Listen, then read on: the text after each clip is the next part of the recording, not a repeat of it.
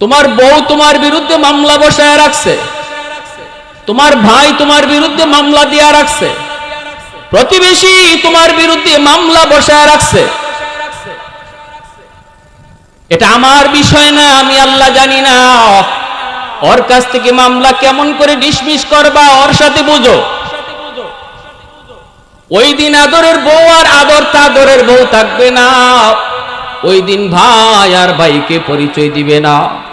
আল্লাহ বলেন ইয়াউমা ইয়াফিরুল মারউ মিন আখিহি ওয়া উম্মিহি ওয়া আবিহি ওয়া সাহিবাতিহি ওয়া বানিহি লিকুল্লি ইমরিইম মিনহুম ইয়াউমা ইযিন শা'নুন ইউগনিহি। আল্লাহ পাক বলেন কেউ কারো পরিচয় দিবে না।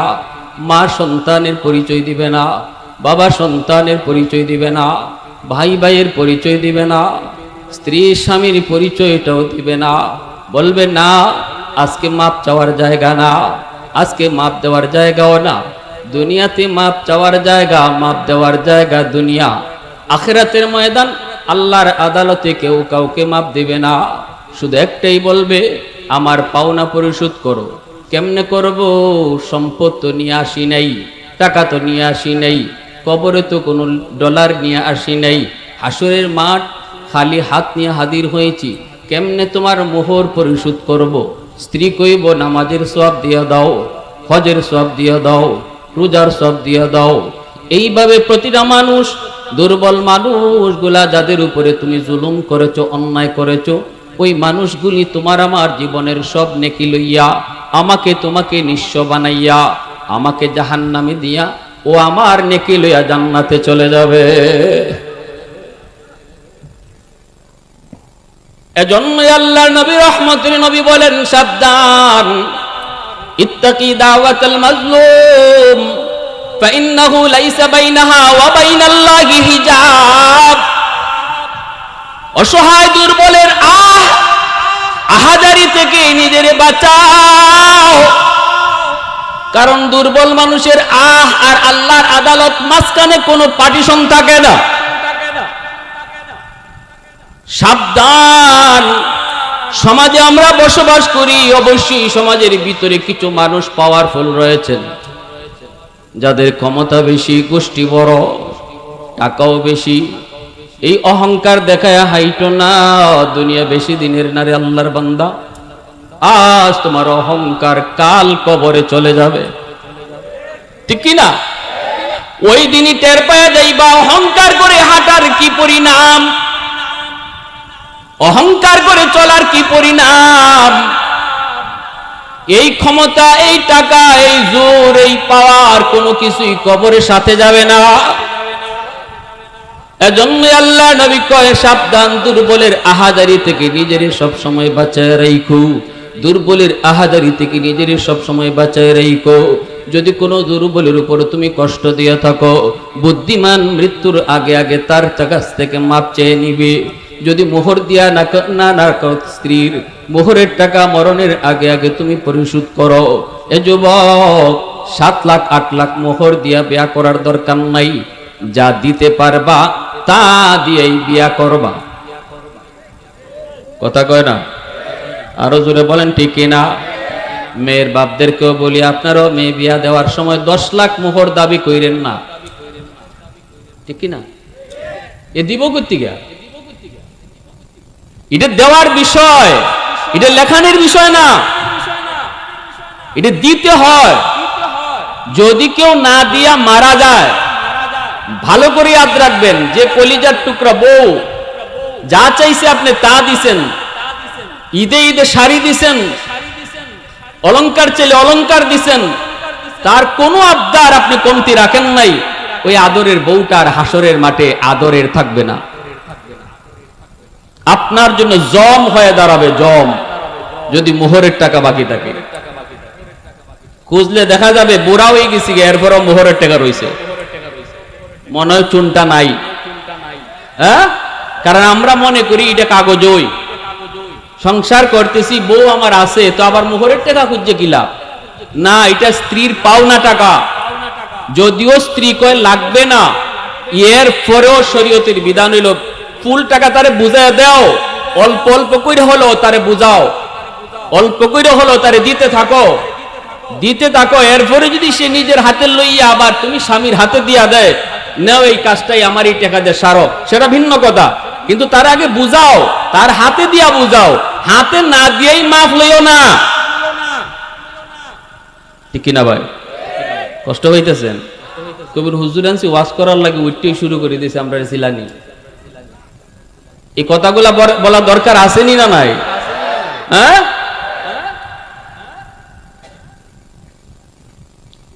এজন্য মনে রাখবেন, ঘরের বউ সে কিন্তু দুর্বল, সে দুর্বল, আপনার কাছে দুর্বল। কারণ এখানে তার মা নাই, ভাই নাই, তার আপন বলতে কেউ নাই। যে মেয়েটা ছোট্ট থেকে বড় হয়েছে মা বাবা ভাই বোনের আদর নিয়া, সে যৌবনকালে স্বামীর হাত ধরে অচেনা জায়গায় অচেনা মানুষগুলাকে আপন বানাইয়া চলে এসেছে জীবনের জন্য। আপন মানুষগুলাকে পর করেছে, আর পর মানুষগুলাকে আপন করে নিছে। ঠিক কিনা? এখানে কেউ নাই তার সাথে। স্বামী শুধু স্বামীর ভালোবাসা আর স্বামীর হাত ধরে চলে এসেছে। এখানে যদি আমি স্বামীর কাছ থেকে সে কোনো আচরণে কষ্ট পায়, তাহলে এই কষ্ট বুঝাইবার বা শুনাইবার লোক এখানে তার কেউ নাই। শুধু পাকঘরে গিয়ে চোখের পানি ঝরাইয়া কানবে। প্রতিটা চোখের পানির ফুটা আল্লাহর আদালতের ফাইলে জমা হবে, আল্লাহর আদালতের ফাইলে জমা হবে।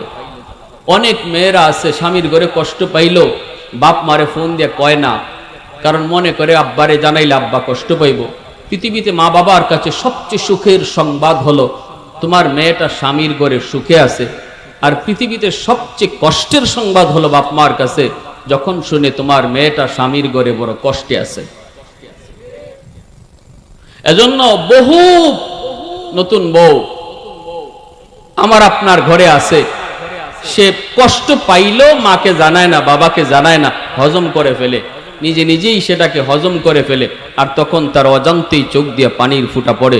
মনে রাখবা যুবক, এই পানির ফুটাগুলি মাটি লয় না, এই পানির ফুটাগুলি আল্লাহর আদালতের ফাইলে প্রতিদিন জমা হইতেছে তোমাকে হাসরের মাঠে আটকানোর জন্য।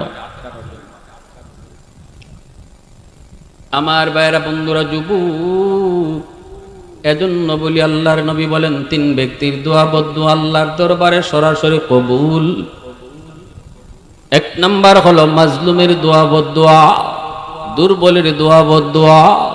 স্ত্রীকে যদি আমি খুশি রাখি, যদি আমি তারে খুশি রাখি ভালো ব্যবহার কইরা, ভালো আচরণ কইরা, সুন্দর করে ডাক দিয়া, অন্তর যদি খুশি হয়, অন্তর থেকে যেই দোয়াটা দিবে, নবীজি বলেন এই দোয়াটাও আল্লাহর দরবারে সরাসরি কবুল।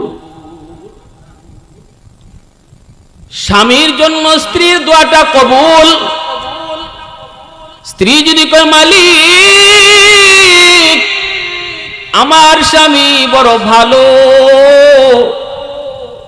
বড় ভালো মানুষ, আমার স্বামী বের হইতেছে জীবিকার সন্ধানে, আল্লাহ তুমি নিরাপদে রাখো, আল্লাহ তুমি আমার স্বামীটারে নিরাপদে ফিরায় দিও।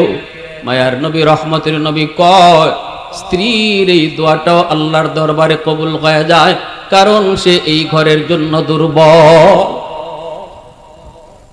এজন্য ঘর থেকে বের হও, স্ত্রীর কাছ থেকে দোয়া নিয়ে বের হও। কারণ বাহিরের জীবন আমাদের কোনো গ্যারান্টি নেই। ঠিক কিনা জোরে বলেন?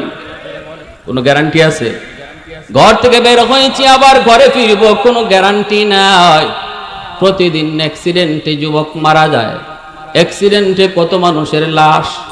এজন্য বলি যুবক, মনে রাখবা, সাবধান, দুর্বল মানুষের বদদোয়া নিয়ে ঘর থেকে বের হইও না। দুর্বল মানুষের দোয়া নিয়ে তুমি ঘর থেকে বের হও, আল্লাহ এই দোয়া কবুল কইরা তোমাকে নিরাপদে আবারও ফিরাইয়া দিবে। দুই নম্বর নবী কয় ওয়াদাওয়াতুল মুসাফির।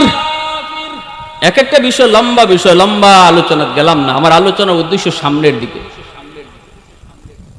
মুসাফিরের দোয়া বদদোয়া, মুসাফির দোয়া বদদোয়া। ওই মুসাফিরের সাথে কখনো তুমি খারাপ আচরণ করবা না, মুসাফিরকে কষ্ট দিবা না, মুসাফিরের কাছ থেকে পারলে দোয়া নিবা। মুসাফির মানুষ, হয়তো তোমাকে জিজ্ঞেসে রাস্তাটা কোন দিকে, তুমি যদি পারো তার সুন্দর করে রাস্তাটা বোঝায় দাও, উল্টা রাস্তা দেখায় দিও না।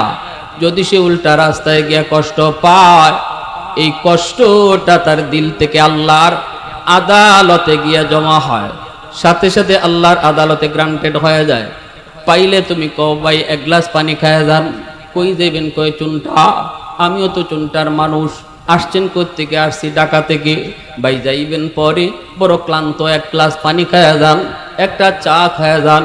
এতটুকু কইয়া যদি তুমি ওই মুসাফির মানুষটার এক গ্লাস পানি পান করাইতে পারো, নবী বলেন অন্তর থেকে যে দোয়াটা দিবে, এই দোয়াটাও আল্লাহর দরবারে সরাসরি কবুল। অন্তত উপকার করতে না পারো, কষ্ট দিও না। পানি খাওয়াইতে না পারো, তারে কোনো কষ্ট দিও না, কারণ কষ্টটাও কিন্তু আল্লাহর দরবারে কবুল হয়ে যায়। বিপদে তুমি পড়বা। এজন্য আল্লাহর নবী কয় 2 নম্বর হলো দাওয়াতুল মুসাফির, 3 নম্বর ওয়া দাওয়াতুল ওয়ালিদ আলা ওয়ালাদিহি। নবীজি বলেন 3 নম্বর হলো মা বাবার দোয়া, বদদোয়া সন্তানের জন্য আল্লাহর দরবারে সরাসরি কবুল। সন্তানের জন্য যদি বাপ মা দোয়া করে রে যুবক, এই দোয়াটা যেমন আল্লাহর দরবারে কবুল, সন্তানের ব্যাপারে যদি বাপ মা বদদোয়া দেয়, এই বদদোয়া আল্লাহর দরবারে কবুল হয়ে যায়। এজন্য সাবধান, বাপ মার সাথে বেয়াদবি কইরো না, বাপ মার সাথে বেয়াদবি কইরো না। আল্লাহর নবী কয় বাপ মার সন্তানের জন্য দোয়া করলে দোয়া কবুল, এটা গ্যারান্টি আছে। আব্দুল কাদের জিলানী তোমার ঘরে দাওয়াত খেয়েছেন, জগৎ বিখ্যাত আব্দুল কাদের জিলানী, এত বড় আল্লাহর ওলি, ওলিদের ওলি যদি তোমার ঘরে আসেন, তুমি যদি তার পেট ভরায়া খাওয়াও, এরপরে একটু হাত উঠে দোয়া করতে বলো, তিনি দোয়া করতে পারেন, হাত উঠাইতে পারেন, কিন্তু এই দোয়া কবুল হবে কি হবে না কোনো গ্যারান্টি নাই। ভাঙ্গা করে তোমার মা তোমার বাবা যদি হাত উঠায়, নবী কয় বাপ মার দোয়া কবুল হবে, এর গ্যারান্টি আছে। এইবার তুমি বলো কার দোয়া বাদ দিয়া, কার দোয়া লইতে তুমি যাইতেছো, কারে কষ্ট দিয়া, কারে খুশি করতে তুমি মাজারে যাও? কার কলিজায় আঘাত দিয়া তুমি বাবার দরবারে যাও? ওই বাবার দোয়া কবুল হবে কোনো গ্যারান্টি নাই। দুনিয়ার কোন বাবাই আব্দুল কাদের জিলানীর চেয়ে বড় না, ঠিক কিনা জোরে বলো? দুনিয়ার কোন বাবাই মঈনুদ্দিন চিশতির চেয়ে বড় না, কিন্তু এমন হাজারো মঈনুদ্দিন চিশতির দোয়া কবুল হবে কি হবে না কোনো গ্যারান্টি নেই রে যুবক। কিন্তু নবী কয় যদি মা তোমার জন্য হাত উঠায়, এই দোয়া কবুল হবে, এর গ্যারান্টি আছে। বাবা যদি দোয়া করে, এই দোয়া কবুল হবে, গ্যারান্টি আছে। কথাটা আমার না মায়ার নবীর? আল্লাহ নবীর কথায় কোনো সন্দেহ আছে? একটু জোরে আওয়াজ দেয়া বলে কোনো সন্দেহ আছে? এজন্য বলতেছি একটু মনোযোগ দিয়া শোনো ভাইরা, বন্ধুরা। রহমতের নবী মায়ায়ে কেরামদেরকে নিয়ে নবীজি বের হয়েছেন মদিনার কবর জান্নাতুল বাকি। এই জান্নাতুল বাকির পাশ দিয়া নবী যাচ্ছেন, হঠাৎ করে মায়ার নবী, দয়ার নবী, তিনি অন্তর চোখে দেখতে পেলেন একটা কবর, নতুন কবর, কবরে একটা যুবককে রাখা হয়েছে। আল্লাহর নবী অন্তর চোখে দেখেন, আল্লাহ তারে দেখাইছেন, আল্লাহ নবীরে দেখাইছেন, সাহাবীরা দেখেন না, কিন্তু নবীজি দেখতেছেন এই কবরের ভিতরে যুবক জাহান্নামের আগুনে জ্বলতেছে। মা মা মা কইয়া চিৎকার করে কান্না করে। আল্লাহ নবী দৃশ্য দেখে ফেললেন। নবীজি সাহাবায়ে কেরামদেরকে বলেন, সাহাবীরা একটু দাঁড়াও, এই কবরের ভিতরে একজন যুবকের আযাব হইতেছে, আযাব। যুবকটা শুধু মা মা কইয়া চিৎকার করে কান্না করে। একটু দাঁড়াও, আমি রহমতের নবী তার কবরের পাশ দিয়ে চলে যাব, অথচ তার জন্য কোনো সুপারিশ করব না, হইতে পারে না, হইতে পারে না। হাত উঠাও, আমি নবী তার জন্য আল্লাহর দরবারে সুপারিশ করব। আর তোমরা সাহাবীরা শুধু আমিন আমিন বলবা। দয়ার নবী মায়ার নবী হাত উঠে দিলেন, ও মালিক আল্লাহ, তুমি তো আমাকে রহমতের নবী বলেছ, রহমতের নবী কোন কবরের পাশ দিয়ে যাবে আর ওই কবরে আযাব হবে? হয় না মালিক, হয় না। আল্লাহ তোমার দরবারে আমি নবী সুপারিশ করলাম, যুবকের আযাব বন্ধ করো। সাহাবীরা কয় আমিন, কিন্তু নবীজি দেখতেছেন আযাব বন্ধ হয় না। আল্লাহ নবী আবার হাত উঠাইলেন, মালিক তুমি তো আমাকে বলেছো আমা আরসালনাকা ইল্লা রাহমাতাল লিল আলামিন, তুমি তো আমাকে রহমতের নবী বলেছো গো। আল্লাহ আমি হাত উঠাইলাম, আমার সাহাবীরা আমিন কইল, অথচ তার আযাব বন্ধ হলো না। আবারও হাত বাড়াইলাম, মালিক আযাবটা তুমি বন্ধ করো। এইবারও আযাব বন্ধ হলো না। নবীজি আবার হাত উঠাইলেন, সাহাবীরা আবারও আমিন বললেন, এইবারও তার আযাব বন্ধ হলো না। নবীজি তিনবার হাত উঠাইলেন, অথচ আমার নবী রহমতের নবী, কোন ব্যাপারে হাত উঠাইতে দেরি হয়, আল্লাহর দরবারে কবুল হতে দেরি হয় না। ঠিক কি না? তাবুক যুদ্ধ থেকে আল্লাহ নবী আসতেছেন, সাহাবায়ে কেরাম মায়ার নবীর সাথে। নবীজি একটু বিশ্রাম নিবেন, আসরের নামাজ পড়ে আল্লাহর নবী বিশ্রাম নিবেন আলী রাদিয়াল্লাহু তাআলা আনহুর উরুতে। এই উরাতের মধ্যে নবীজি আলী রাদিয়াল্লাহু তাআলা আনহুর উরাতে মাথা রেখে নবীজি শুয়ে পড়লেন। অথচ আলী আসরের নামাজ পড়েন নাই, ব্যস্ততার কারণে আলী হয়তো পরে পড়বেন ভাবছেন। আল্লাহর নবী একটু রেস্টে গেছেন, নবীজি রেস্টে গেছেন। আলী রাদিয়াল্লাহু তাআলা আনহু মনে মনে ভাবতেছেন, হয়তো আল্লাহর নবী একটু পরেই ঘুম থেকে উঠে যাবেন, তখন আমি আসরের নামাজটা পড়ে নিব। কিন্তু নবীজি বড় ক্লান্ত, বড় পরিশ্রান্ত। আল্লাহর নবী মাথা দিয়া ঘুমাইতে দেরি, নবীজির ঘুম আসতে দেরি হলো না। আল্লাহর নবী ঘুমায় পড়লেন। এখন তো নবী আর উঠেন না। আলী তো চিন্তায় পড়ে গেলেন, পেরেশান হয়ে গেছেন আলী। আমার তো আসরের নামাজ পড়া হয় নাই, সূর্য তো ডুবে যাইতেছে, নবীও তো ঘুম থেকে উঠেন না। আমি কি আল্লাহর নবীর ঘুম ভাঙ্গাবো, নাকি সূর্য ডুবে যাবে আমার নামাজ কাজা হয়ে যাবে? কোনটা করব? নবীকে ডাক দিয়া বলবো নাকি সূর্য ডুবে যাবে? এইবার আলীর মন কয়, না রে আলী না, সূর্য তোর ডুবে যায় যাকরে, কিন্তু আমার রহমতের নবীর ঘুম ভাঙ্গাবি না, আমার মায়ার নবীর ঘুম ভাঙ্গাবি না। সূর্য ডুবে যায়, সূর্য ডুবে যাক। আলী আল্লাহ নবীকে আর ডাকও দিলেন না। নবীজি তার উরাতের মধ্যেই ঘুমাইতেছেন। সূর্য ডুবে গেল, আসরের নামাজ তো আলীর কাজা হয়ে গেল। এইদিকে আল্লাহর নবীর ঘুম ভাঙলো। নবীজি ঘুম ভাঙ্গে তাকায় দেখেন আলীর চেহারাটা একদম বিমর্ষ, চেহারাটা যেন কেমন হয়ে আছে, যেন কেমন হয়ে আছি। নবীজি বুঝতে পেরেছেন। নবী বলতেছেন, আলী ঘটনা কি? চেহারা এমন পেরেশানি কেন? আসরের নামাজ কি তুমি পড়ো নাই? আলী রাদিয়াল্লাহু তাআলা আনহু তখন বলতেছেন, নবী গো, আসরের নামাজ আমার পড়া হয় নাই, সূর্য ডুবে গেল। নবী কয়, আলী রে, আমাকে কেন তুমি ডাক দিলা না? আমার তো চোখ লেগে গেছে, একটু ডাক দিলেই তো তুমি পারতা। আলী কয়, না গো নবী, আমি আমার মন কি জিজ্ঞেস করেছি? আলীর মন, বল বল বল, কোনটা করবি? আমার মন কয়, না রে আলী, নবীর ঘুম ভাঙ্গাবি না। একটু জোরে আওয়াজ দিয়া কন্যা সুবহানাল্লাহ। এ আলী, নামাজ পাইছো যে নবীর উসিলায়, ওই নবী ঘুমাইছে, নবীর ঘুম ভাঙ্গায়ও না। আল্লাহু আকবার, জোরে কন্যা, আর একটু জোরে কন্যা আল্লাহু আকবার। মায়ার নবী, দয়ার নবী, বার কে আল্লাহ, আমি নবী হাত বাড়ায় দিলাম।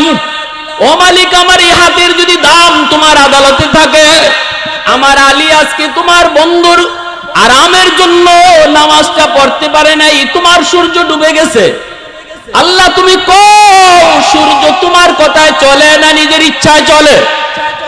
আল্লাহ কয় না বন্ধু, সূর্য আমার কথায় চলে, নিজের ইচ্ছায় নয়। কয় তাহলে মালিক হাত উঠানো থাকতে থাকতে সূর্য আবার উঠায় দাও। একটু জোরে আওয়াজ দিয়া সুবহানাল্লাহ। আমি নবী হাত উপরে রাখতে রাখতে তোমার সূর্য আবার উঠায় দাও, যেন আমার আলী ঠিক মতো নামাজ আদায় করতে পারে। यासीन से मौला ने कभी उनको पुकारा, यासीन से मौला ने कभी उनको पुकारा, हामीम को भी और कभी तासीन इशारा, ये रमज़ कुछ आशिक़ माशूक़ के माबैन, समझा है जिन्हें खल्क़ में एक सरवर कौनैन, समझा है जिन्हें खल्क़ में एक सरवर कौनैन। मोहब्बतेर साथे बोलेन अल्लाहु আকবার, আর জোরে আল্লাহু আকবার।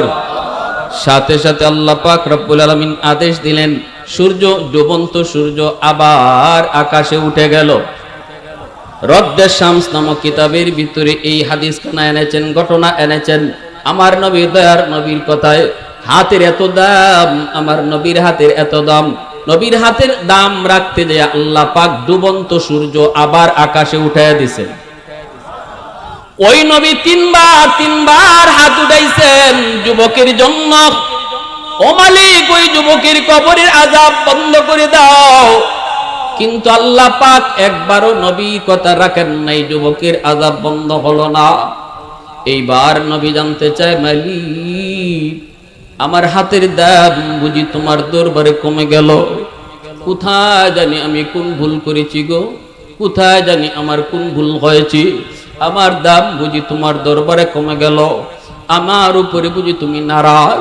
আল্লাহ কয় না বন্ধু, আমি নারাজ নই, আমি তোমার উপরে নাখুশ নই। হাতের দামও কমে যায় নাই, সবকিছু ঠিকই আছে। গন্ডগোল হলো অন্য জায়গায়। এই যুবকের মা এখনো দুনিয়ায় জীবিত। মার কলিজায় ব্যথা ব্যথা, মাকে বড় আঘাত করেছে, নির্যাতন করেছে। মরণের সময়টা তো মা তারে মাপ দেয় নাই। এজন্য আমি আল্লাহ সিদ্ধান্ত নিয়েছি, তার মা যতক্ষণ পর্যন্ত তারে মাফ না দিবে, আমি আল্লাহ তারে মাফ করব না। দয়ার নবী, মায়ার নবী সাহাবায়ে কেরামদেরকে বলেন, সাহাবীরা তাড়াতাড়ি যাও, যায় তার মাকে আমি নবীর সালাম জানাও। সাহাবায়ে কেরাম ওই মহিলার কাছে যাইয়া নবীর সালাম পৌঁছাইলেন। মহিলা নবীর দরবারে হাজির।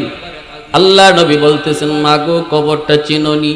মহিলা বৃদ্ধ মানুষ কয়, নবী গো চিনি, এই কবরটা হলো আমার সন্তানের কবর।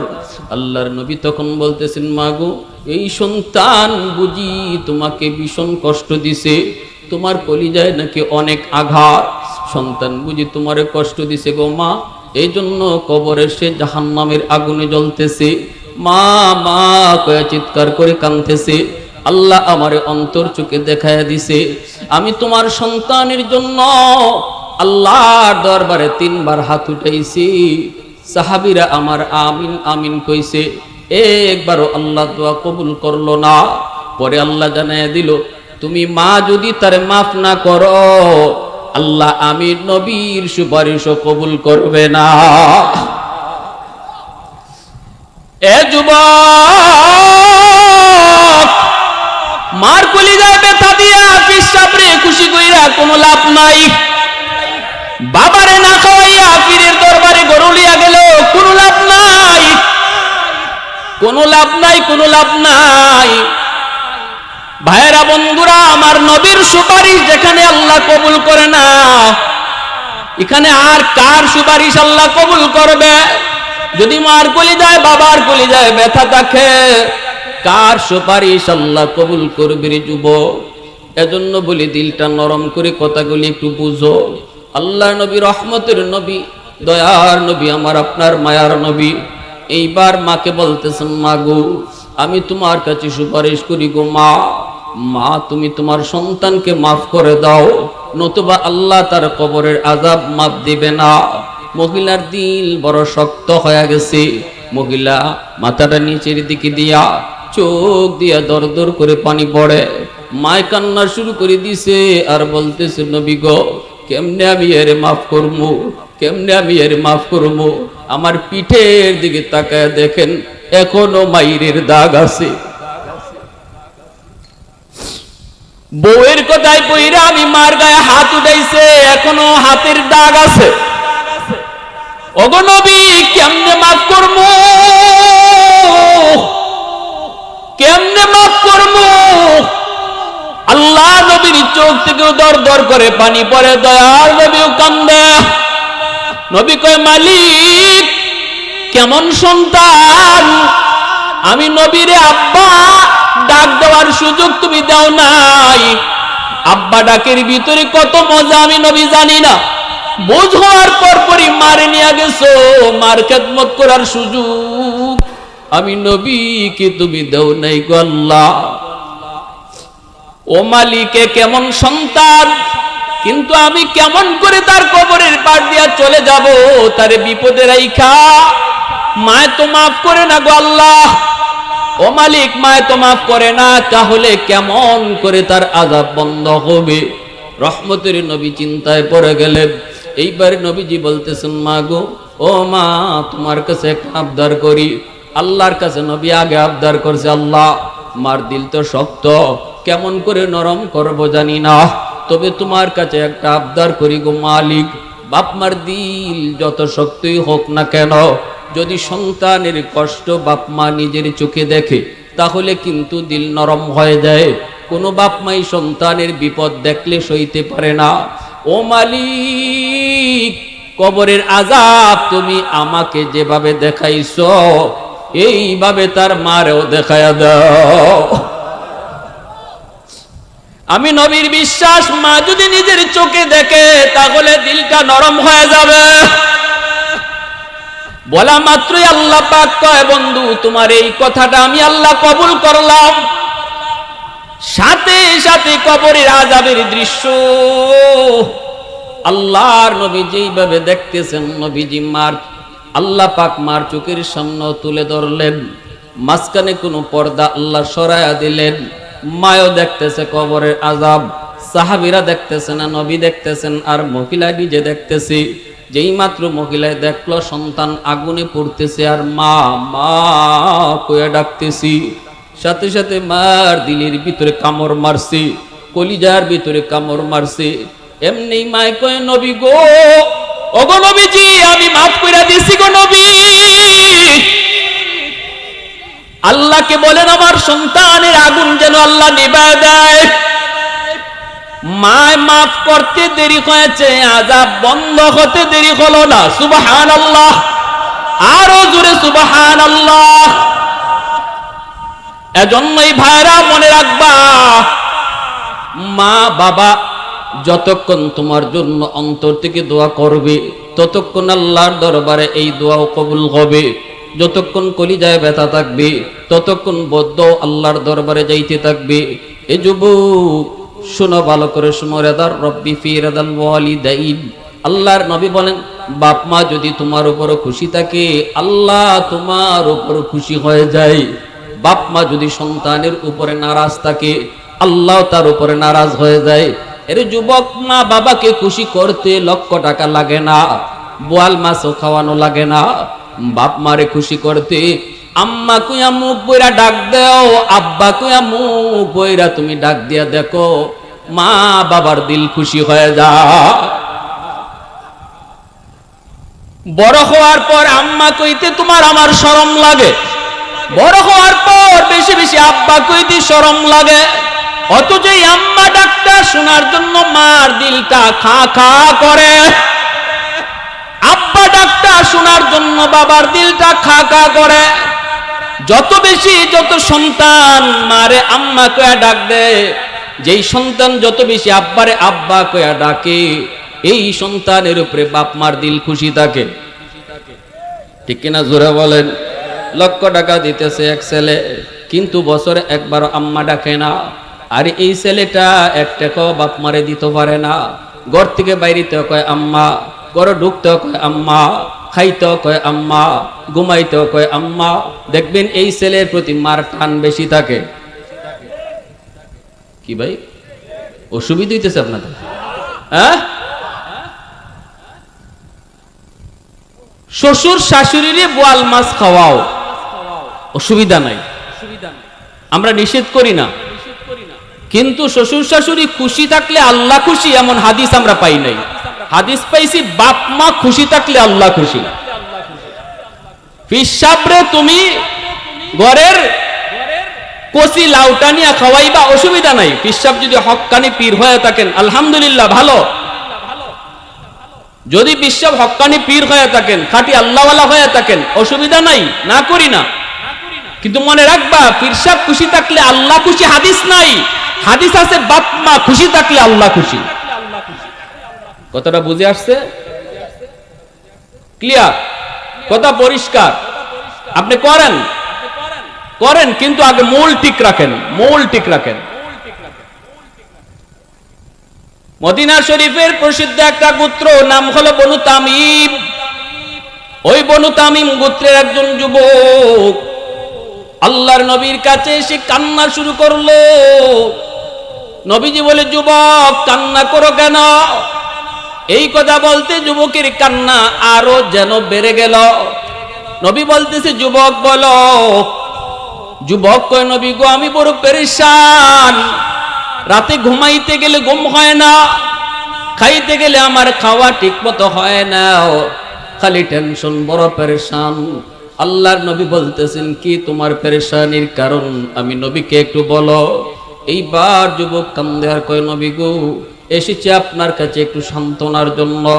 আমি একজন মা বাবার একমাত্র সন্তান, গরিব ফ্যামিলির ছেলে। আমার আম্মা আমার আব্বা কষ্ট করে করে আমাকে বড় করেছেন। আব্বা কোনো রকম দিন আনতেন, আমরা দিন খাইতাম। কোনোদিন দেখতাম বাবা কিছুই আনতে পারেন নাই, খালি বাবার হাত। রাতে না খেয়ে কত ঘুমাইছি। আমি দেখেছি মা না খায়া আমাকে কিছুটা খাওয়ায়া। মায় কয়, বাবা আমি খাইছি, তুমি খাও, কিন্তু আমি জানি আমার মা কিছুই খান নাই। ঠিক কিনা? ঈদের দিনে বাবা সিরা লঙ্গি পুইরা আমাকে কোন রকম নতুন কাপড় কিনা দিছে গো নবী। আমি ওই মা বাবার কোনো খেদমত করতে পারি নাই। আমি টাকার সন্ধান পাই নাই, ব্যবসা বাণিজ্যে কোনো উন্নতি করতে পারি নাই। চোখের সামনেই মা গরিব অবস্থায়, চিকিৎসার অভাবে মা দুনিয়া থেকে বিদায়, বাবাও দুনিয়া থেকে বিদায় নিলেন। অভাবের সংসারে মাও চলে গেলেন, বাবাও চলে গেলেন। আজ আল্লাহ আমাকে অনেক সম্পদের মালিক বানাইছে গো নবী। টাকা পয়সার কোনো অভাব নাই। আজ আমি চাইলে আমার আম্মাকে ভালো দামি শাড়ি কিনে দিতে পারতাম, আব্বাকে ভালো একটা দামি লুঙ্গি কিনে দিতে পারতাম, মাকে ভালো একটা চিকিৎসা করাইতে পারতাম, বাবাকে ভালো একটা ডাক্তার দেখাইতে পারতাম। কিন্তু নবী গো আল্লাহ পাক সেই সুযোগ কেড়ে নিয়েছে। আমার আম্মা আমার আব্বাসকে কবরে শায়িত। আজ আমি পয়সা পেয়েছি, ধন পেয়েছি, সম্পদ আমার হাতে এসেছে, কিন্তু বাপ্পার খেদমত করার সুযোগ নাই। ওগো নবীজি আমি আপনার কাছে জানতে চাই, এই টাকা দিয়ে পয়সা দিয়ে এখন আমি কি করব? আমি টাকার বিছানা বানাইতে পারি, এখন আমি টাকার বালিশ বানাইতে পারি, কিন্তু এই টাকা দিয়ে আমি কি করব? কার খেদমত করব? ঘুমাইতে গেলে আমার ঘুম হয় না, মার কষ্টের কথা মনে করলে সারা রাত কান্না করে করে চলে যায়। বাবার কষ্টের কথা ইয়াদ হলে চোখের পানি রাখতে পারি না গো নবী। আমি আপনার কাছে জানতে চাই গো নবী, আমার আম্মা আব্বার জন্য আমি কোনো খেদমত পাঠাইবার সুযোগ আসেনি, মা বাবার খেদমত করার কোনো সুযোগ আমার আসেনি, যদিও তারা কবরে শায়িত। আল্লাহর নবীর কাছে এই প্রশ্ন যখনই যুবক রাখলো, রহমতের নবীর চোখ দিয়ে দর দর করে পানি পড়ে, নবীজিও কান্দেন। আর নবী বলেন, যুবক এখনো বাপ মার খেদমত করার সুযোগ রয়েছে, যদি তুমি 5টা আমল করো। কয়টা আমল জোরে বলেন?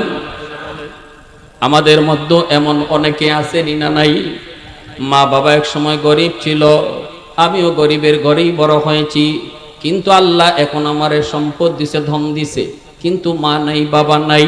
চাইলে এখন আমি যে কোনো ভাবে বাপ মার যা চাইতো তাই দিতে পারতাম, সুযোগ আল্লাহ কেড়ে নিয়েছি। এমন আমাদের মধ্যে খুঁজলে দুই একজন আছেন না নাই? কি করব? আমার রহমতের নবী কয়, 5টা আমল যদি করো তোমার খেদমত আল্লাহ কবরে পাঠায় দিব। কে প্রশ্ন নিয়ে এসেছে? যুবক। কেন? কই কারণ যুবকের কলিজায় বাপ মার প্রতি দরদ, ঠিক কি না? আল্লাহ পাক রব্বুল আলামিন কয়, জাননি এই জমিনে ওই যুবকগুলি আছে বিদায় আমি আল্লাহ এখনো জমিন টিকায় রাখছি। এই জমিনে এখনো এমন কিছু যুবক, যেই যুবক যৌবনের পাগলামি করে না, যৌবনে বাপ মার সেবা করে, যৌবনে মসজিদে যায়, যৌবনে মাথায় টুপি পরে, যৌবনে মুখে নবীর সুন্নত দাড়ি রাখে, যৌবনে মুরব্বীদের শ্রদ্ধা করে না, বন্ধুদের সাথে গানের আয়োজন করে না, করলে ওয়াজ মাহফিলের আয়োজন করে না, ওই যুবক চুরি ডাকাতি করে না, তার পাগলা গুড়া দৌড় দিতে চায় কিন্তু লাগাম টান দিয়া ধরে। আল্লাহ পাক রব্বুল আলামিন কয়, রে জমিন শুন, যতদিন পর্যন্ত এমন যুবক জমিনে থাকবে আমি আল্লাহ জমিন টিকায় রাখবো।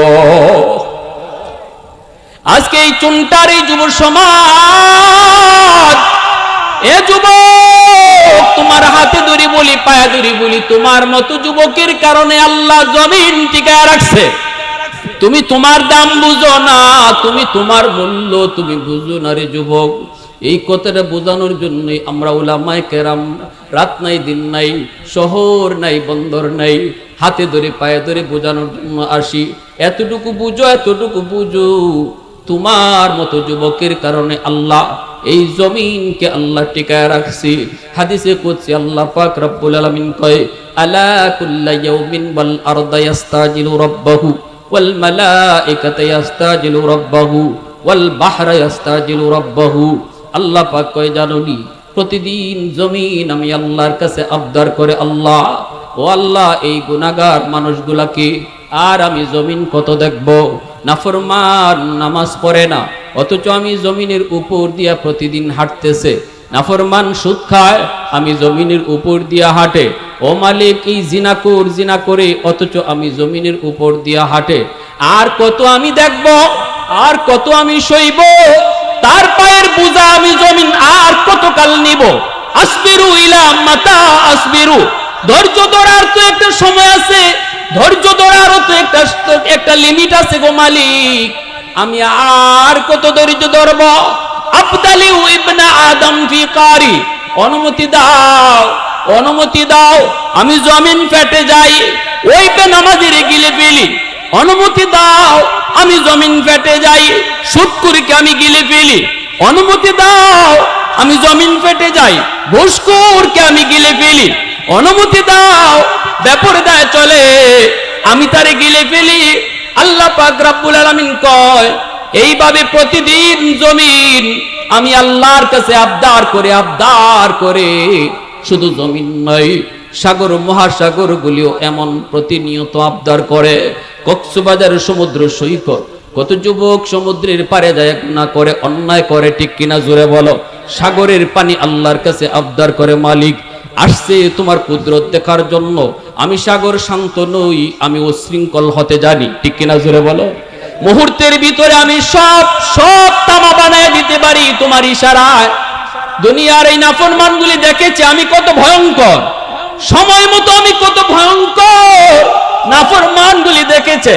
এরপরে কত বড় সাহস, আমি সাগরের পারে আইসা কেমন ভাবে নাফরমানি করতেছি, কত গুনার আয়োজন করতেছি। আল্লাহ অনুমতি দাও এই জমিনটারে আমি পাক বানায় দেই, এই নাপাক জমিনটারে আমি পানি যায় পাক বানায় দেই, সব সাফ করে দেই।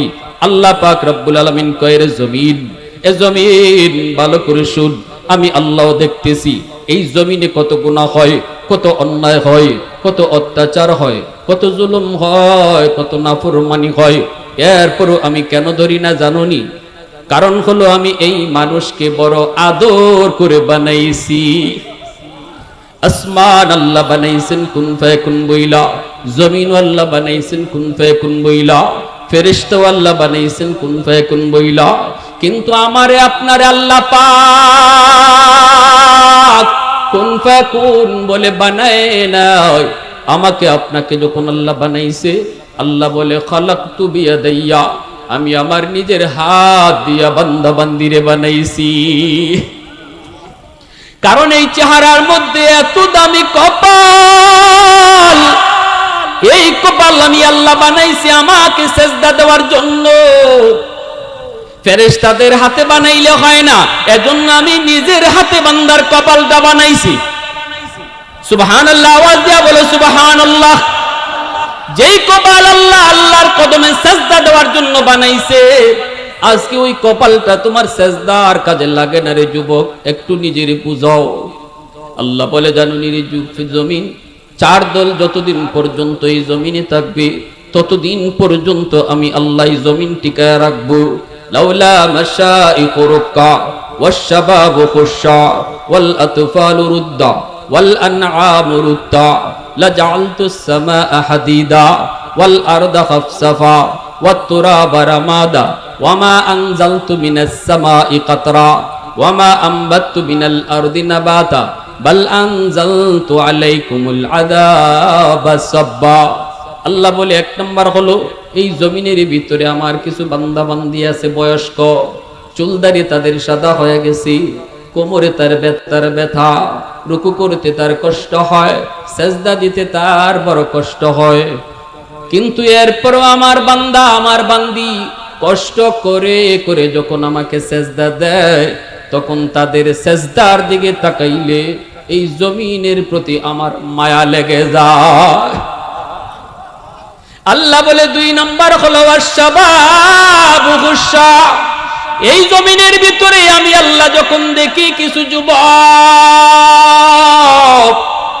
যৌবনের পাগলামি করে না, চাইলে গানের আয়োজন করতে পারতো, চাইলে যাত্রার প্যান্ডেল বানাইতে পারতো, কিন্তু আমি যখন দেখি না না আমি আল্লাহর কালামের প্রেম তাদের অন্তরে, আমি যখন দেখি কোরআনের ভালোবাসা তাদের অন্তরে, আমি যখন দেখি মাকে মা কয়া ডাকে, আব্বারে মুখ বইরা আব্বা কয়া ডাক দেয়, আমি আল্লাহকে খুশি করার জন্য, আমি যখন দেখি নামাজের টাইমে তার মসজিদে, আমি আল্লাহ যখন দেখি তার মুখে আমার নবীর সুন্নাত দাড়ি দেখা যায়, অথচ যুবক যৌবনে দাড়ি না রাইখা গুনাহ করার কথা, যে কোনো অন্যায় কাজে যাওয়ার কথা, দিলের ভিতরে দুনিয়ার নাপাক প্রেম ভালোবাসা জন্মায় না, অন্তরের ভিতরে আমি আল্লাহর প্রেম তার অন্তরে জমায় নেয়।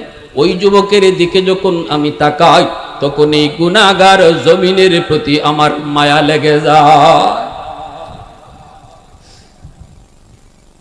আল্লাহ পাক কয়ার পরে কিছু ঘরে ঘরে কিছু শিশু আছে, ওয়াল আতফালু রুদ্দা, প্রতিটা ঘরে ঘরে কিছু শিশু বাচ্চা আছে যাদের উপরে নামাজ ফরজ হয় নাই, রোজা ফরজ হয় নাই, হালাল হারাম নাই।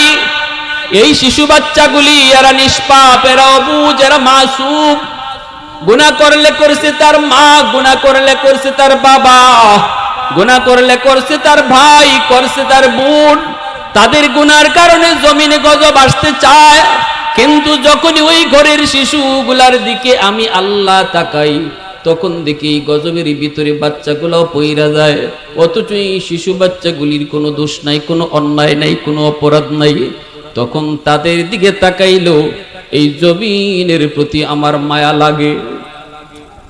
এ যুবক, শিশুগুলারে তুমি ধমক দিও না, মাইরো না, শিশুদেরকে মায়া কইরো, কারণ এদের উসিলায় আল্লাহ তোমারে আমারে বাঁচায়া রাখছে। যেই পরিমাণ গুনাহ তুমি আমি করি রে যুবক, আল্লাহ পাক আমাদের রিজিক বন্ধ করে দেওয়ার কথা, কিন্তু এই করে রিজিক আসতেছে একটা ছোট্ট মাসুম বাচ্চার কারণে। সুবহানাল্লাহ, একটু আওয়াজ দিয়া কও সুবহানাল্লাহ, আর একটু জোরে মালিককে খুশি করো সুবহানাল্লাহ। অতএব শিশু বাচ্চাগুলার উপরে অন্যায় আচরণ কইরো না, সে যেই হোক, তোমার আপন হোক, তোমার আত্মীয় হোক, শিশু দেখলে পরে মায়ার নজরে তাকায়ও, কারণ তুমি আমি গুনাহগার, তোমার আমার গুনার কারণে জমিনে গজব আসতে চায়। কিন্তু ওই শিশুটার কারণে আল্লাহ গজব থেকে তোমারে আমারে বাঁচায়। ইন্না রহমতি সাবাকাত আলা গজবি, আল্লাহ পাক রব্বুল আলামিন কয় আমার রহমত তখন গজবের মাঝ আগে চলে যায়, এজন্য গজব জমিনে আসতে পারে না। আল্লাহ পাক রব্বুল আলামিন কয় 4 নম্বর হলো ওয়াল আনআমুরতা, জমিনের ভিতরে কিছু গরু ছাগল হাঁস মুরগি রয়েছে, এদের উপরও নামাজ নাই, রোজা নাই, এদের উপরে শরীয়তের কোনো বিধি বিধান নাই। যদি আসমানি জমিনি গজব জমিনে আসে মানুষের গুনার কারণে, হাঁস মুরগি গরু ছাগল পশু পাখিগুলাও গজবে পইরা যায়, অথচ এদের কোনো অপরাধ আমি আল্লাহর কাছে ছিল না। এই গরু ছাগল পশু পাখির দিকে যখন আমি তাকাই তখন এই জমিনের প্রতি মায়া লাগে, গজব আমি আল্লাহ দূরে রাখি। এজন্য পশু পাখিরে অন্যায়ভাবে কষ্ট দিবা না, গরু ছাগলকে অন্যায়ভাবেও মারবা না, কারণ তোমার আমার প্রতি গজব আশা থেকে ফিরায় রাখছে এই হাঁস মুরগি গরু ছাগল পশু পাখি, নতুবা আমার গুনার কারণে বহু আগে আমার উপরে গজব আসতো, ঠিক না?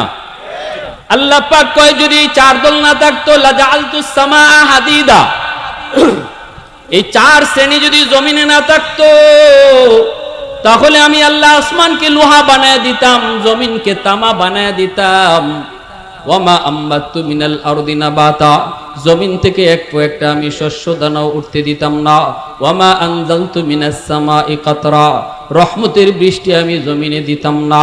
বাল আনজালতু আলাইকুমুল আযাবা সাব্বা, পরপর জমিনে শুধু গজব আসতো। এই গজব থেকে আমি আল্লাহ এই জমিন বাঁচায় রাখছি 4 দলের কারণে। সুবহানাল্লাহ, জোরে বলেন, আরো জোরে কোন সুবহানাল্লাহ। তাহলে যৌবনে ইবাদত করার দরকার আছে না নাই? যৌবনে একজন যুবক ইবাদত করার দ্বারা অল্প সময়ে আল্লাহর ওলি হয়ে যায়।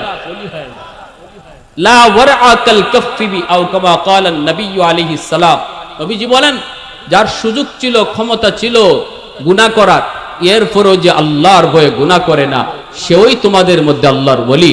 বৃদ্ধ বয়সে গুনাহ করার ইচ্ছা থাকলেও আমার শক্তি দেয় না, চাইলেও পারবো না, কিন্তু একটা যুবক চাইলেই গুনাহ করতে পারে, এরপরও যখন আল্লাহর ভয়ে করে না, রাসূল কয় সে যৌবনেই আল্লাহর ওলি হয়ে যায়।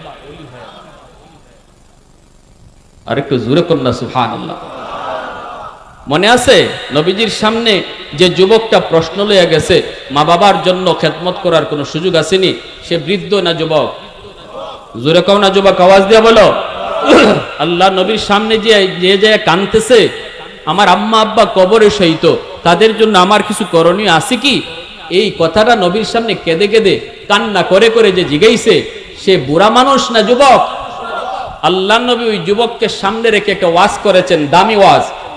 তাহলে নবী হলেন বক্তা, শ্রোতা হলো একজন যুবক, শ্রোতাও একজন বক্তাও, জোরে কন্যা, শ্রোতাও একজন বক্তাও একজন। তাহলে বোঝা গেল ওয়াজ এটা শ্রোতা কি পরিমাণ আমার সামনে আছে এটা উদ্দেশ্য না, একজনও যদি দিল থেকে কথাগুলা গ্রহণ করে বক্তার, মাহফিল সার্থক, ঠিক কিনা জোরে বলেন? লক্ষ লক্ষ মানুষ সবাই আসছে তামসা দেখার জন্য, মাহফিলে কোনো লাভ নাই। 10 জন মানুষ বসা, কিন্তু দিল নিয়ে বসছে কথা নেওয়ার জন্য, আমলের নিয়তে। আল্লাহ বলেন এই মাহফিলটাই সফল। আমার ভাইরাল ওয়াজটা যেটা ভাইরাল হয়েছে, অনেকেই শুনছেন মনে হয়, জমিন কোন ফায়াকুনের বয়ান। আপনারা যে মানুষগুলো আছেন এর দূরও মানুষ ছিল না, আপনাদের চেয়ে আরো অর্ধেক হবে মানুষ। আমার গ্রামের মাহফিল, এসার পরে আমি বের হয়েছি বয়ানে, ওই রকম প্রস্তুতিও নাই, মিডিয়াও আমি জানি কেউ নাই, কিন্তু একটা মিডিয়া সে ছিল যেমন মশিউর মাহফিল এইচডি, সে কোন রকম কষ্ট মষ্ট করে আরেক বক্তার ওয়াজ রেকর্ড করতে আসছে, আমার না, ইফাকে হে আমার ওয়াজটা রেকর্ড করছে। মানুষ ছিল কয়জন? 50 থেকে 60 জন। কিন্তু আমি দেখেছি ওই মানুষগুলা কেমন দিল নিয়ে বসছিল, আর আল্লাহ আমার কিভাবে কথাগুলা দিল থেকে বের করে দিছে, যার কারণে এই মাহফিল, এই বয়ান কোটি কোটি কোটি কোটি মানুষের অন্তরে লাগছে, ঠিক না? তাহলে কি ভাই, বক্তাও যখন দিল থেকে কথা বলবে, শ্রোতাও যখন দিল থেকে কথা নিবে, তখন এই মাহফিলে রহমত বর্ষিত হবে, মাহফিল আল্লাহর দরবারে কবুল হয়ে যাবে। ওই যুবক কেমন দিল নিয়ে আসছে, আল্লাহ নবী বলতেছেন, যুবক 1 নম্বর আসসালাতু লাহুমা, 5টা আমল মনোযোগ দিয়ে নিয়েন। শেষ প্রান্তে চলে এসেছি বয়ানের, শুধু একটু মন দিয়ে শুনলেন। আমি হয়তো কাউকে জিজ্ঞেস করতে পারি, বলুন তো 5টা আমল কি কি? 1 নম্বরে নবী বলেন, যেখানেই থাকো, নামাজে থাকো আর নামাজের বাহিরে থাকো, আমার আল্লাহ বাপ মার জন্য যেই দোয়া শিখাইছেন, এই দোয়াটা যখনই পড়বা, রব্বির হামহুমা কামা রব্বায়ানি সগীরা, সাথে সাথে আল্লাহ তোমার মা বাবার কবরে তোমার এই খেদমত পাঠাইয়া দিবে। 2 নম্বরে নবী বলেন, ওয়াল ইস্তিগফারু লাহুমা, তাদের জন্য দান সদকা যখনই তুমি করবা আল্লাহর রাস্তায়, হোক সেটা কোনো গরিবকে, হোক সেটা কোনো আত্মীয়কে, হোক সেটা কোনো মসজিদে, হোক সেটা কোনো মাদ্রাসায়, যখনই তাদের নামে দান করবা, সাথে সাথে তোমার খেদমত আল্লাহ বাপমার কবরে পাঠিয়ে দিবে। 3 নম্বরে নবী বলেন, ইনফাযু আহদিহিমা মিন বাদিহিমা, মা বাবার কাছে যদি কারো কোনো পাওনা থাকে, তুমি সন্তান হিসেবে পাওনা পরিশোধ করো। যদি পাওনাটা পরিশোধ করো, মার কাছে পাওনা আসিল, বাবার কাছে পাওনা আসিল, বাপ মা হয়তো এই পাওনা পরিশোধ করে মারা যায় নাই, বাবা হয়তো কারো জমি দখল করে নিছে, এই জমি ফেরত না দিয়ে কবরে গেছে, তুমি সন্তান জানো, সাথে সাথে এই জমিটা ফেরত দাও, তোমার খেদমত বাবার কবরে আল্লাহ পাঠাবে। আর যদি এই জমি ফেরত না দাও আর বাবার নামে 10টা গরু জবাই করে জিয়াফত করো, বাপের কবরের আগুন নিভবে না। বাপ কোন মানুষের হক আর নষ্ট করে কবরে গেছে, তুমি সন্তান জানো, এরপরেও এই হকটা ফিরাইয়া দিছো না, যার কারণে বাবার কবরে আগুন জ্বলছে। এই আগুন জ্বলা যদি বন্ধ করাইতে চাও, জিয়াফত কইরা না, 10টা 20টা গরু জবাই কইরা না, আগে যার হক নষ্ট করেছে সেটা ফিরাইয়া দাও, তাহলেই কবরে আগুন নিভবে। ঠিক কিনা ভাই? বাবা যদি তোমার চাচাদের হক না নষ্ট করে থাকে, আত্মসাৎ করে থাকে, ঠকায়া থাকে, তুমি তাড়াতাড়ি করে চাচার হক ফিরাইয়া দাও, চাচার হক ফিরাইয়া দাও, নয় বাবার আগুন নিভবে না। চাচা না থাকলে চাচা তো ভাই বোনকে ডাকো। তুমি যদি জানো তোমার বাবা তোমার ফুফিদেরকে আল্লাহ কর্তৃক বন্টন অনুযায়ী সম্পদ দেয় নাই, বাবা নিজেই ভোগ দখল করেছে, তোমার দাদার সব সম্পদ তোমার ফুফুদেরকে দেয় নাই, জিয়াফত পরে করো, জিয়াফতে আগুন নিভবে না। ফুফুদেরকে ডাকো, না থাকলে ফুফাতো ভাই বোনকে ডাকো, দেখকে আল্লাহ যেভাবে বাদ দিয়েছে এইভাবে বাদ করো, নয় আগুন নিভবে না, আগুন নিভবে না। কথাগুলা বলতেছি আমার নবীর হাদিস থেকে। আমরা যারা আজকে কবরে আপনজন প্রিয়জন কি করবো, তাদের লাগে মন গড়া আমল করে লাভ নাই। শুনেন আমার নবী কি বলতেছেন, এই ফাওনাগুলা আগে পরিশোধ করো, ফাওনাগুলা পরিশোধ করো, করলেই বাবার কবরে আল্লাহ তোমার খেদমত পাঠিয়ে দিবে।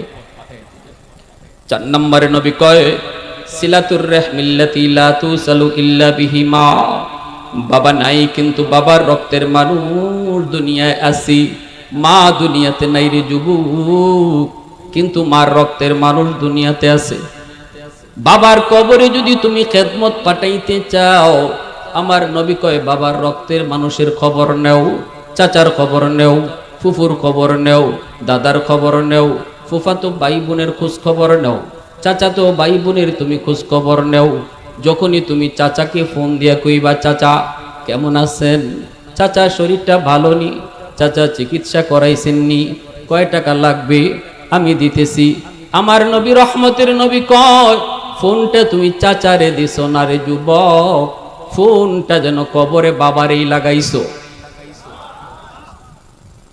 ফুফুর একটা খবর নিতেছো, ফুফু কেমন আছো, আজকে আমার আব্বা নাই, কিন্তু ফুফু তোমারে দেখলে আব্বার কোথায় ইয়াদ হয়। নবী কয় ফুফুরে ফোন দিছো না, যেন বাবার কবরেই ফোন লাগাইছো। ফুফুরে জিগাইতেছো ফুফু কেমন আছো, নবী কয় না, তুমি আব্বারে জিগাইতেছো আব্বা তুমি কবরে কেমন আছো। মা দুনিয়াতে নাই, কিন্তু মা রক্তের মানুষ যারা দুনিয়াতে আছে যুবক, মা রক্তের মানুষ হলো মামা, মার রক্তের মানুষ হলো খালা, মার রক্তের মানুষ হলো নানা, নানার বাড়ির মানুষগুলার সাথে তুমি সুসম্পর্ক রাখো। তাদের খোঁজ খবর তুমি রাখো। যখনই তুমি ফোন দিয়া কইবা মামা কেমন আছো, খালা তুমি কেমন আছো, রসুল কয়ে যেন মার কবরে ফোন লাগাইছো। মনোযোগ দিয়া শোনো আল্লাহ নবীর কথা, আমার নবীর কথা। দেখেন নবীর কথা কত দামি। আল্লাহু আকবার জোরে কর। 5 নম্বরে আমার রসুল কয় ইকরামু সাদিকিহিমা মিন বাদিহিমা। মা নাই বাবা নাই, কিন্তু দেখো মার বান্ধবী আসেনি, বাবার বন্ধু বান্ধব আসেনি। বাবা যাদের সাথে দুনিয়ায় চলতো ওই মানুষগুলাকে যদি তুমি পাও তাহলে বাবার মতো শ্রদ্ধা কইরো, সালাম দিও। 1 কাপ চা খাওয়া কইও চাচা একটা চা খায়া যান, কত আমাদের বাড়িতে আইছেন আব্বা থাকতি, আজকে আব্বা নাই আপনি আসেন না, চাচা একটা চা খায়া যান। আমার রসুল কয় যদি ওই বাবার বন্ধুরে তুমি 500 টাকা দাও, ঈদের দিনে তুমি একটা লুঙ্গি দাও, যেন তুমি বাবার এই কবরে লুঙ্গি পরাইছো। সুবহানাল্লাহ জোরে কোন। মা দুনিয়াতে নাই, কিন্তু মার বয়সের মহিলা দেখলে মার মতো তুমি শ্রদ্ধা কইরো। শ্রদ্ধাটা যেন মারেই তুমি করতেছো, একটু তুমি সাহায্য করছো, যেন মারেই তুমি সাহায্য করছো। এজন্য আমার রসুল দয়ার নবী আম্মাদান আয়েশা সিদ্দিকা রাদিয়াল্লাহু তাআলা আনহাকে নিয়া নবীজি খাইতে বসছেন। খাঞ্চার মধ্যে অনেকগুলা রুটি, নবীজির চোখ দিয়ে দরদর করে পানি পড়ে, নবীজি কান্দেন। আল্লাহর নবী কান্দেন কেন? আম্মাদান জিজ্ঞেস করলেন নবী গো কান্দেন কেন? নবী কয় আয়েশা তোমরা হলে আমার সুখের দিনের স্ত্রী, আর খাদিজা হলো আমার দুঃখের দিনের স্ত্রী। আমার খাদিজার কথা মনে পড়ে গেছে আয়েশা, আমার খাদিজাকে নিয়ে কোনো একদিনও আমি এইভাবে খাঞ্চা বইরা রুটি নিয়ে খাইতে পারি নাই গো, এজন্য আমার কষ্ট লাগতেছে, চোখ দিয়া পানি পড়তেছে। আয়েশা একটা রুটি খাদিজারও দিয়াও। আম্মা জান কয় নবী গো খাদিজা তো কবরে, কেমনে রুটি দেব? শুনলেন নবী কি কয়? আল্লাহ নবী কয় আয়েশা আমার খাদিজা কবরে, কিন্তু খাদিজার একজন বান্ধবী আছে নাফিসা, সে দুনিয়ায় জীবিত, আমার খাদিজার সাথে চলতো, নাফিসার রুটি খাওয়াও, যেন আমার খাদিজার এই রুটি খাওয়ানো হইল। সুবহানাল্লাহ জোরে কোন, আরো জোরে কোন সুবহানাল্লাহ। কৌনাইনে মুখতারে খুদা তুমকো বানায়া, कौनैन मुख्तार खुदा तुमको बनाया, उम्मत का निगाहबान